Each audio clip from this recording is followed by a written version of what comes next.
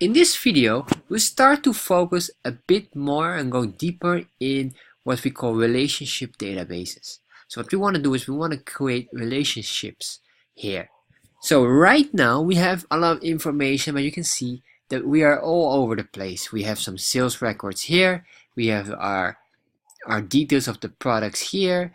We have here some tracking, and of course this is not really how you should work with Excel. What we need to do with Excel is we need to put things separate. So we will start to make connections with multiple tabs. So if you understand a bit about Excel and how Excel is very useful for accounting, bookkeeping, stock control, you also understand what is the goal of all of them, and you know that they are all interconnected with each other. So what do I mean? So if you have sales, your stock is being impacted by the amount of products that's being sold. And so that every time there's a sale, your stock will probably go down. But every time you purchase and you add more apples, your stock is increasing by the amount of apples you ordered.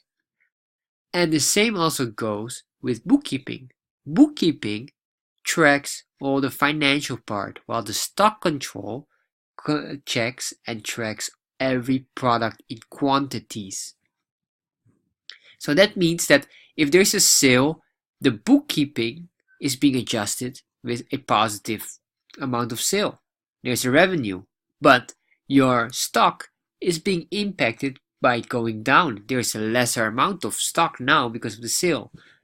And what happens is if you have a purchase, if you order a large bulk of apples, your stock is going to increase by the amount of apples you ordered.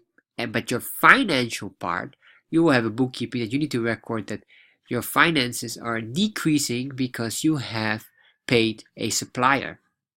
And so these are very interconnected but tracking the different things. However, they are really one item. If you just look at it, one should not be separated from the other. If they are separated, it means you always have double work. If you understand the connection between bookkeeping and stock control, you also understand that everything should be one system at all. Having that said, now you probably have a better understanding of everything, and having the relationships with each other, I think it will be time for you now to understand how we can start to connect the sales, the stocks, stock control, and of course the purchasing and your bookkeeping. So now you should start to learn more about that, and we're going to go step by step deeper. One of the things that you really have to consider is if you have all of these levels together, they should be on separate tabs. So we have the sales tab, the stock tab, we have the purchasing orders, and of course we have any of the bookkeeping related items. Very, very important. So this is really just a basic, so you have an understanding now really how everything is connected with each other. And the more better you think about it, the easier it is to understand how everything is related and how Excel can really simplify everything in just a matter of one input. Because the goal right now is we should input everything once and not twice or double or triple, because it doesn't make any sense at all. So if you're interested in these kind of things in Excel and having more connections with each other, just check the link below. There you can find multiple courses on Udemy where you can learn all about stock control, stock purchasing orders and invoicing, and different things related to bookkeeping.